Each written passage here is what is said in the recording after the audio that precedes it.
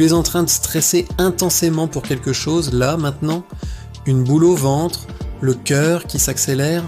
Fais cet exercice stoïcien tout de suite avec moi et regarde ton anxiété s'évaporer en quelques secondes. C'est parti. Première étape. Peu importe ce qui te tracasse. Que ce soit un examen, un rendez-vous, une dispute ou une facture à payer, pose-toi une seule et unique question.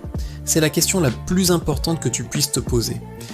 Est-ce que j'ai un contrôle direct et immédiat sur cette situation ? Est-ce que je peux, par une action concrète, la changer ou l'influencer ? Sois brutalement honnête avec toi-même.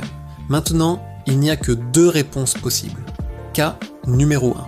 La réponse est oui. Oui, tu as le contrôle. Par exemple, tu stresses pour un examen que tu n'as pas assez révisé. Tu as le contrôle, tu peux ouvrir tes livres et commencer à étudier maintenant. Tu stresses parce que tu as dit quelque chose de blessant à un ami.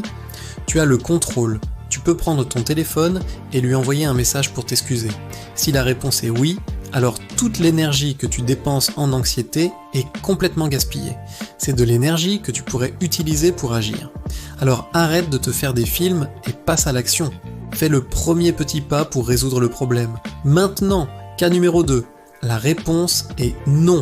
Non, tu n'as absolument aucun contrôle sur la situation. Le train est en retard et tu vas rater ton rendez-vous. Il pleut le jour de ton pique-nique. Quelqu'un a mal parlé de toi dans ton dos. Tu ne peux rien y faire.